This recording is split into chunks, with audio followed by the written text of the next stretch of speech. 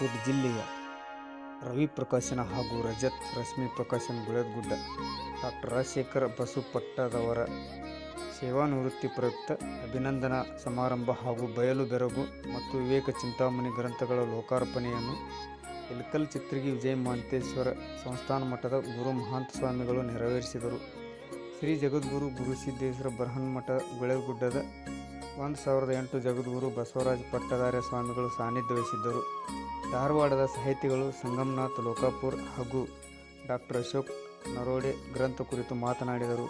ಈ ಸಂದರ್ಭದಲ್ಲಿ ಮಾಜಿ ಶಾಸಕ ರಾಜಶೇಖರ್ ಶೀಲವಂತ್, ಡಾಕ್ಟರ್ ವಿ.ಎ. ಬೆನಕನಾಳ್ ಹಾಗೂ ಪ್ರೊಫೆಸರ್ ಚಂದ್ರಶೇಖರ್ ಹೆಗಡೆ ಉಪಸ್ಥಿತರಿದ್ದರು.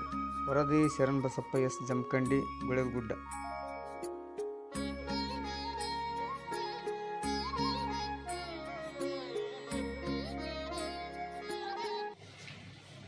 ಈ ಸಂದರ್ಭದಲ್ಲಿ ಒಟ್ಟು ನನ್ನ ಸಹೋದರನಾಗಿರುವಂಥ ರವೀಂದ್ರ ಅವನ ಒತ್ತಾಯದ ಮೂಲಕವಾಗಿಯೇ ಈ ಒಂದು ಸಮಾರಂಭ ಹಮ್ಮಿಕೊಂಡಿರುವಂಥದ್ದು. ಇದಕ್ಕೆ ಬಹಳ ಮುಖ್ಯವಾಗಿರುವಂಥ ಕಾರಣ ಅಂತಂದ್ರೆ, ನಾನು ಸುಮ್ಮನೆ ಇದ್ದೆ, ಮೇ 1 ತಿಂಗಳ ಪೂರ್ತಿಯಾಗಿ ಸುಮ್ಮನೆ ಇದ್ದೆ. ಅದೇ ರೀತಿ ಮೇದೊಳಗೆ ಆನಂತರ ಜೂನ್ ಈ ತಿಂಗಳದೊಳಗೂ ಕೂಡ ಬೇಡ ಬೇಡ ಅಂತ ತಿಳ್ಕೊಂಡು ನಾನು ಹೇಳಿದೆ. ಆದರೂ ಕೂಡ ಈಗ ಕರೆಕ್ಟಾಗಿ 2 ತಿಂಗಳಿಂದ ನಿವೃತ್ತಿಯಾಗಿದೆ. ಬಹಳ ಮುಖ್ಯವಾಗಿ ಅಂದರೆ 2 ಪುಸ್ತಕಗಳ ಇವರು ಬಿಡುಗಡೆ ನನ್ನ ನಿವೃತ್ತಿಯ ಸನ್ಮಾನ ನನಗೆ ಮುಖ್ಯ ಅಂತ ಅನಿಸ್ತಾ ಇಲ್ಲ. 2 ಪುಸ್ತಕಗಳ ಈಗಾಗಲೇ 18-20 ದಿನಗಳ ಹಿಂದಿನ ಈ ಒಂದು ಕಾರ್ಯಕ್ರಮವನ್ನು ಹಮ್ಮಿಕೊಳ್ಳಬೇಕಾಗಿತ್ತು.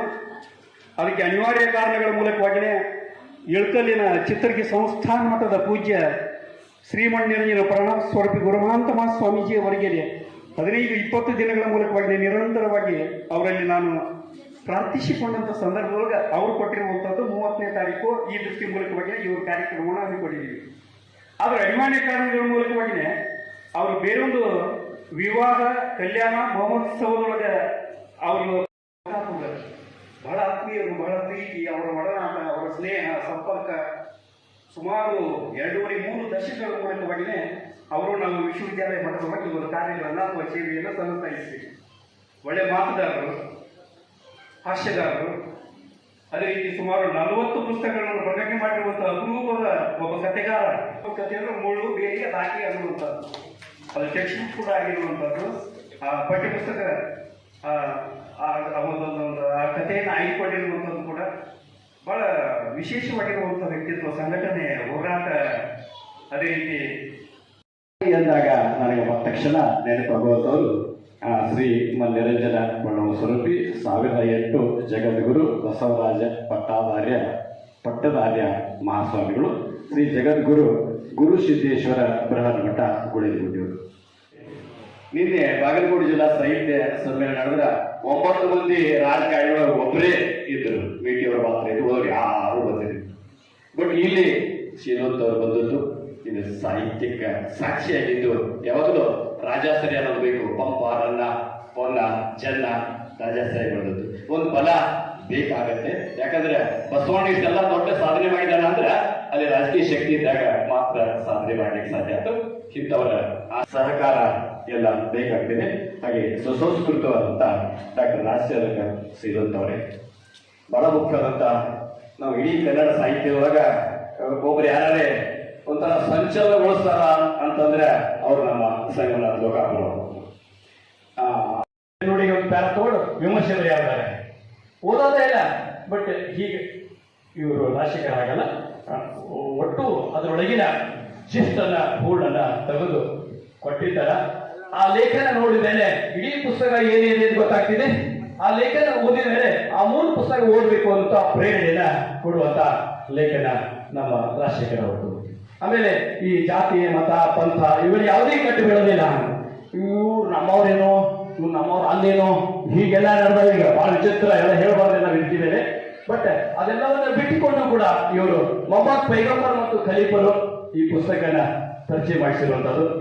ಆಮೇಲೆ ಈ ಭಾಗದೊಳಗ ಹಾಡೋಣ ವಾಡ, ಪ್ರೇಮದ ಹಾಡ ಅಥವಾ ಹೊಳಸಾನ್ ಗೋರಿ, ಈ ಇಟ್ಟಣ್ಣವರ ಬಹಳ ಪ್ರಸಿದ್ಧರಾಗಿದ್ದು ಗುರಾಸ್ಕೋಟಿ ಎಲ್ಲ ಹಾಡ ಹಾಡಿದ್ದು, ಅದರ ಒಂದು ಪ್ರೇಮ ಕಾವ್ಯ ಕೂಡ ಅದನ್ನು ಪರಿಚಯ ಮಾಡಿದ್ದಾರೆ.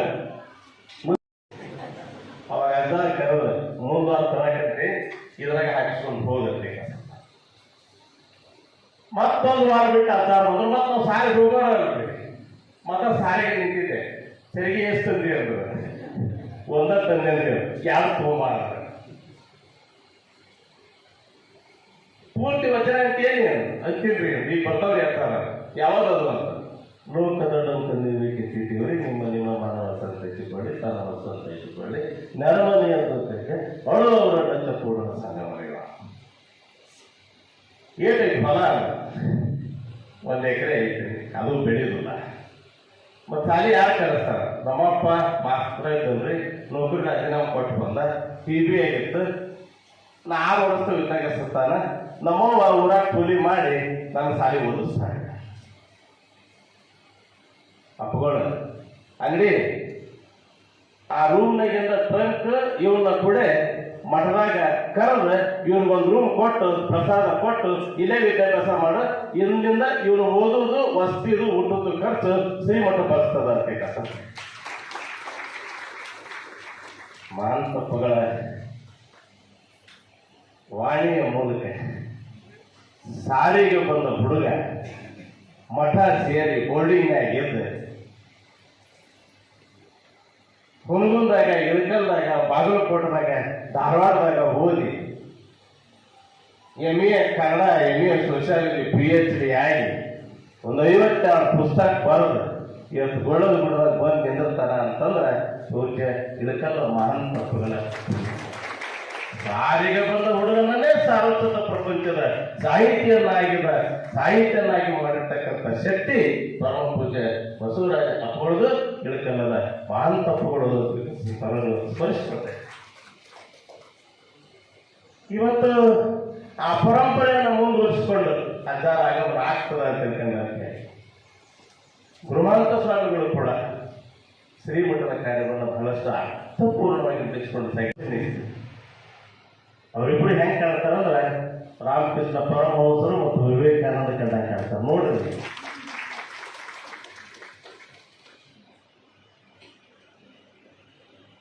ಹಿರಿಯ ಪೂಜೆಯಲ್ಲಿ ನಮಸ್ಕರಿಸಿ ಬಹಳ ದಿವಸದ ಗೆಳೆಯ ನಮಗೆ ರಾಜಶೇಖರ್ ಶೀಲು ಅಂತ ನಮ್ಮ ಶಾಸಕರು 96ನೇ ಇಸ್ವಿ ಒಳಗೆ ವಿಧಾನಸೌಧಕ್ಕೆ ಹೋದರೆ ಇಬ್ಬರು ಬೆಳ್ಳನ ಶಾಸಕರ ಕಾಣ್ತದೆ ನಾವು ಜನ ಸ್ಮಾರ್ಟ್ ಈಗ ಹಿಂಗ ಅದ ಅಕ್ಕವ್ರು ಬಂದಿರಲಿಲ್ಲ ಅಂದ್ರೆ ಒಳ್ಳೆಯದು.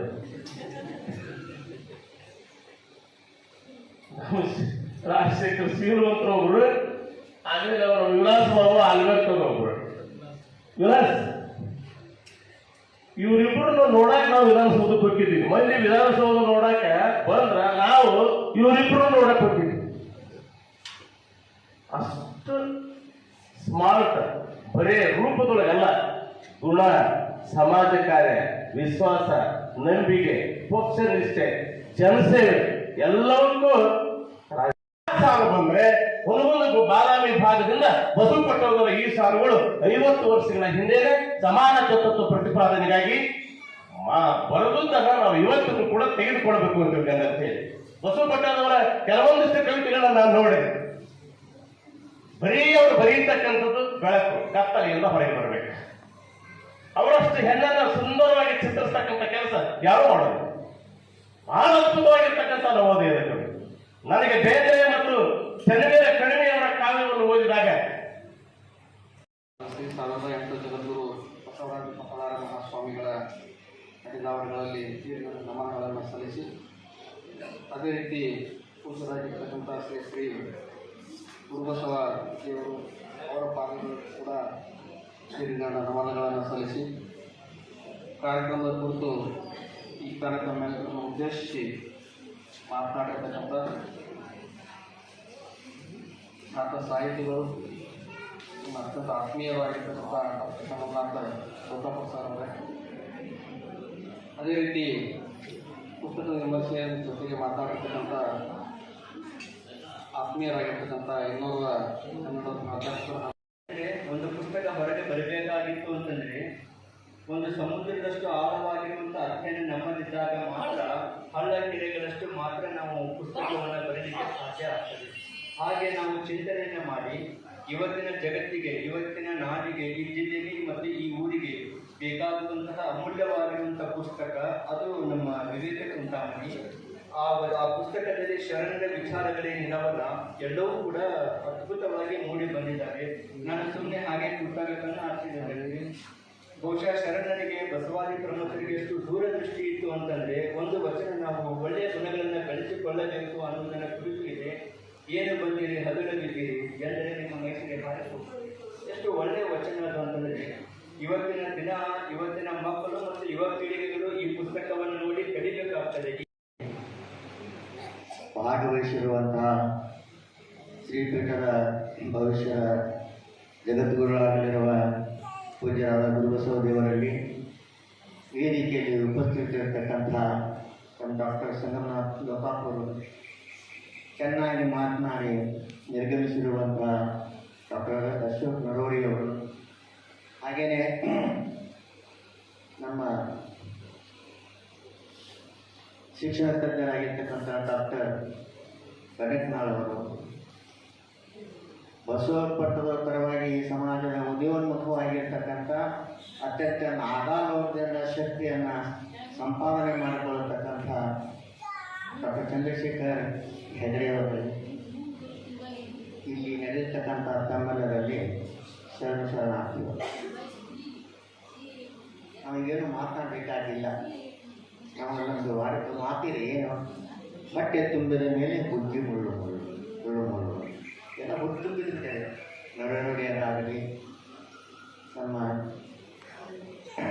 ಲೋಕಾಪುರವರಾಗಲಿ, ಉಳಿದಂಥವರಾಗಲಿ ಎಲ್ಲ ಮಾತನಾಡಿದ ಮೇಲೆ ಜ್ಞಾನದ ಹಸಿವು ಹಿಂಗಿ ಹೋಗಿದೆ, ಅದು ಕಂಠಮಠ ಬಂದಿದೆ.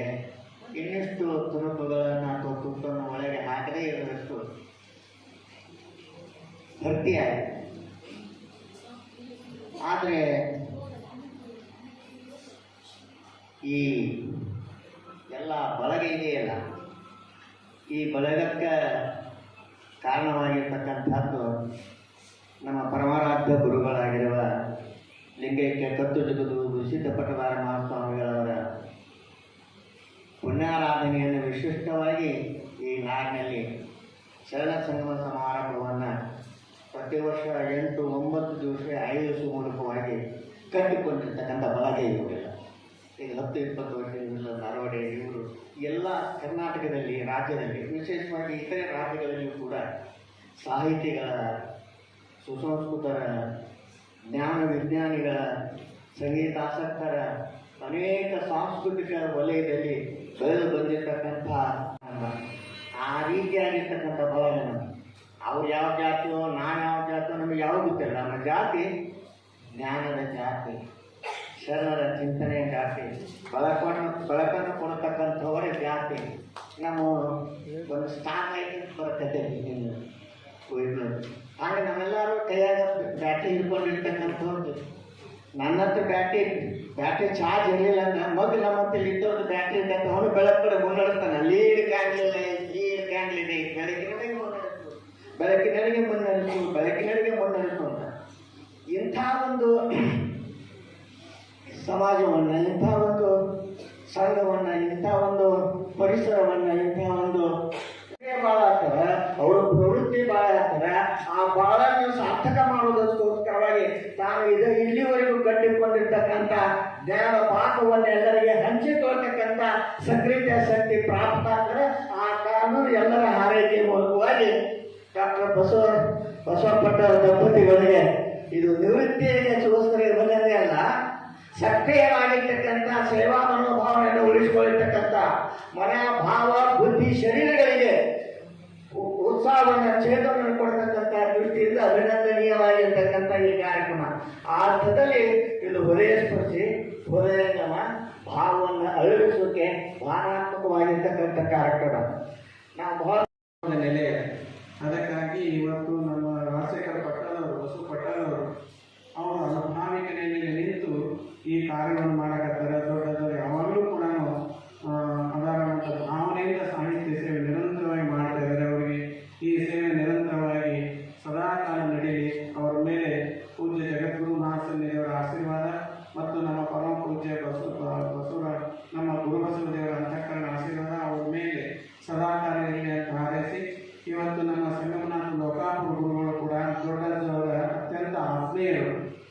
ಒಳ್ಳೆಯ ಆತ್ಮೀಯರು, ಅಷ್ಟೇ ಬಸವ ತತ್ವ ನಿಷ್ಠಾವಂತ ಶರಣರು. ನಡೆ ಮತ್ತು ನುಡಿ ಎರಡೂ ಕೂಡ ಬಸವ ತತ್ವದಲ್ಲೇ ಇರ್ತಕ್ಕಂಥವ್ರು. ದೊಡ್ಡ ಅಜ್ಜವ್ರ ಮೇಲೆ ಬಹಳ ಪ್ರೀತಿ, ಅವ್ರಿಗೂ ಅಜ್ಜವ್ರ ಮೇಲೆ ಬಹಳ ಭಕ್ತಿ. ಇವತ್ತಿಗೂ ಸದಾಕಾಲವಾಗಿ ದೊಡ್ಡ ಅಜ್ಜವರಿದ್ದಾಗಲೂ ಬರ್ತಿದ್ರು, ಈಗಾದರೂ ಕೂಡ ಸದಾಕಾಲವಾಗಿ ಅವರು ಬರ್ತಾರೆ, ಸದಾಕಾಲ ಸಂಪರ್ಕದಲ್ಲಿರ್ತಾರೆ. ಶ್ರೀಮಠದ ಎಲ್ಲ ಒಡನಾಡಿಗಳನ್ನು ಕೇಳ್ತಾರೆ, ಮಾರ್ಗದರ್ಶನ ಮಾಡ್ತಾರೆ. ಅಂತ ಸಂಗಮನಾಥ ಲೋಕಾಪುರ ಗುರುಗಳು ಕೂಡ ಒಳ್ಳೆ ಉತ್ತಮವಾದಂಥ ಸಾಹಿತ್ಯದಲ್ಲಿ ನಾಡಿನಲ್ಲಿ ಅಂಥವರು ಇವತ್ತು ಈ ಸಂದರ್ಭದಲ್ಲಿ ಪುಸ್ತಕವನ್ನು ಬಿಡುಗಡೆ ಮಾಡಿ ಅದರ ಮೇಲೆ ಪುಸ್ತಕ ವಿಮರ್ಶೆ ಮಾಡಿ ಒಳ್ಳೆ ಲೇಖಕರು, ಬರಹಗಾರರು, ವಿಮರ್ಶಕರು ಮತ್ತು ಒಳ್ಳೆಯ ವಾಗ್ಮಿಗಳು ಅಂತ ದೊಡ್ಡಜ್ಜವರ ಅನುಗ್ರಹಕ್ಕೆ ಪಾತ್ರರಾದಂಥವರು ಇವತ್ತಿಗೂ ಕೂಡ ಶ್ರೀಮಠದ ಸೇವೆಯನ್ನು ಯಾವತ್ತೂ ಮಾಡ್ಕೊತ ಬಂದ, ಇದಕ್ಕೂ ಈ ಕ್ಷಣದಲ್ಲಿ ಮಾಡ್ತಾನೆ ಇದ್ದಾರೆ. ಅದಕ್ಕಾಗಿ ಅವ್ರ ಮೇಲೆ ಕೂಡ ದೊಡ್ಡಜ್ಜರ ಕರುಣೆ, ಪರಮ ಜಗದ್ಗುರು ಅಂತಃಕರಣ ಪೂಜ್ಯ ಗುರುಬಸದೇವರ ಕರುಣೆ. ಹೌದು. ಗ್ರಂಥಗಳ ಲೋಕಾರ್ಪಣೆ ಈ ಕಾರ್ಯಕ್ರಮದ ಪಾವನ ಸಾನ್ನಿಧ್ಯವನ್ನು ವಹಿಸಿಕೊಂಡಿರುವಂತಹ ಪರಮ ಪೂಜ್ಯ ಜಗದ್ಗುರು ಬಸವರಾಜ ಪಟ್ಟದಾರಿ ಮಹಾಸ್ವಾಮಿಗಳ ಜಂಗಮ ಪಾದಗಳಲ್ಲಿ ಭಕ್ತಿಪೂರ್ವಕ ಕರೆನೆಂದು ಪರಮ ಪೂಜ್ಯ ಈ ಗ್ರಂಥಗಳ ಬಿಡುಗಡೆ ಮಾಡಿರುವಂತಹ ಪರಮ ಪೂಜ್ಯ ಗುರುಮಾಂತಪ್ಪಗಳ ಜಂಗಮ ಪಾದಗಳಲ್ಲಿಯೂ, ಪರಮ ಪೂಜ್ಯ ಗುರುಬಸವ ದೇವರಲ್ಲಿಯೂ ಮತ್ತು ನಮ್ಮ ನಾಡಿನ ಖ್ಯಾತ ಸಾಹಿತಿಗಳು, ಒಳ್ಳೆಯ ಬಸವ ತತ್ವ ಪ್ರವಚನಕಾರರು ಡಾಕ್ಟರ್ ಸಂಗಮನಾಥ ಲೋಕಾಪುರ ಅವರಲ್ಲಿಯೂ ಮತ್ತು ಡಾಕ್ಟರ್ ಅಶೋಕ್ ನರೋಡೆ ಪ್ರಾಧ್ಯಾಪಕರು ಹಾಗೂ ರಾಜಶೇಖರ್ ಶೀಲವಂತ್ ಅವರಲ್ಲಿಯೂ, ವಿ ಬೆನಗ್ನಾಳ್ ಗುರುಗಳಲ್ಲಿಯೂ, ಪ್ರೊಫೆಸರ್ ಚಂದ್ರಶೇಖರ್ ಹೆಗಡೆ ಅವರಲ್ಲಿಯೂ, ಇನ್ನುಳಿದ ಎಲ್ಲ ಶರಣ ತಂದೆ ತಾಯಿ ಶರಣ ಬಂಧುಗಳಿಗೆಲ್ಲ ಭಕ್ತಿ ಶರಣಾರ್ಥಿಗಳು. ಎಲ್ಲ ಬಲ್ಲವರಿಲ್ಲ, ಬಲ್ಲವರು ಬಲ ಇಲ್ಲ. ಸಾಹಿತ್ಯ ಎಲ್ಲರಿಗಿಲ್ಲ ಸರ್ವಜ್ಞಾನ.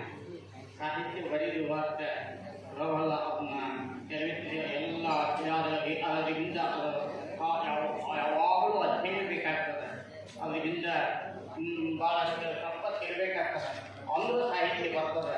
ಅದಕ್ಕೆ ಮತ್ತು ನೋಡಿ ಎಲ್ಲ ಸಾಹಿತ್ಯ ಅದು ಆಳವಾಗಿ ತಿಳ್ಕೊಂಡಾಗ ಸಾಹಿತ್ಯ ಅದನ್ನು ಬಟ್ಟಾಗ್ತದೆ. ಅದಕ್ಕೆ ಭಾಳ ಒಳ್ಳೆಯ ಅನುಭಾವಿಗಳು ಸ್ನೇಹಿತರಾಗಲಿ, ನನ್ನ ಬಸವಪಟ್ಟರಾಗಲಿ ಭಾಳ ಒಳ್ಳೊಳ್ಳೆ ಗ್ರಂಥಗಳನ್ನು ಅವರಿಂದ ಒಳ್ಳೊಳ್ಳೆ ಗ್ರಂಥಗಳು, ಕೃತಿಗಳು ನಾಡಿಗೆ ಲೋಕಾರ್ಪಣೆಗೊಳ್ಳಲಿ. ಮತ್ತು ದಿವಸ ಆಗಿತ್ತು ನಮ್ಮ ಸಂಗಮನಾಥ ಗುರುಗಳ ದರ್ಶನ ಆಗಿ. ಮತ್ತು ಇವತ್ತು ಭಾಳ ಚಂದ ಮಾತಾಡ್ತಾರೆ ಅವರು. ಗುರುಗಳು ಹೇಳಿದಾಗ ನನಗೆ ಸೋತ ತತ್ವ ಹೇಳ್ತಾರೆ. ಅದಕ್ಕೆ ಬಸವಾದಿ ಶರಣರು ಎಲ್ಲರಿಗೂ ಸಹಿತ ಆಯುರಾರೋಗ್ಯ ಭಾಗ್ಯವನ್ನು, ದಾಸೋಹಂಭಾವ ಶಕ್ತಿಯನ್ನು ಕೊಟ್ಟು ಕರುಣಿಸಲಿ ಅಂತ ಹಾರೈಸಿ ಮತ್ತೊಂದು ತಮಗೆಲ್ಲ ಶರಣಾರ್ಥಿಗಳನ್ನು ಅರ್ಪಿಸಿ ಎರಡು ಮಾತುಗಳನ್ನು ಮುಗಿಸಿದೆ. ರಾಜ್ಯದ ವಿಶೇಷ ಸುದ್ದಿಗಳಿಗಾಗಿ ವೀಕ್ಷಿಸಿರಿ ಹಾಗೂ ಸಬ್ಸ್ಕ್ರೈಬರ್ ಆಗಿರಿ.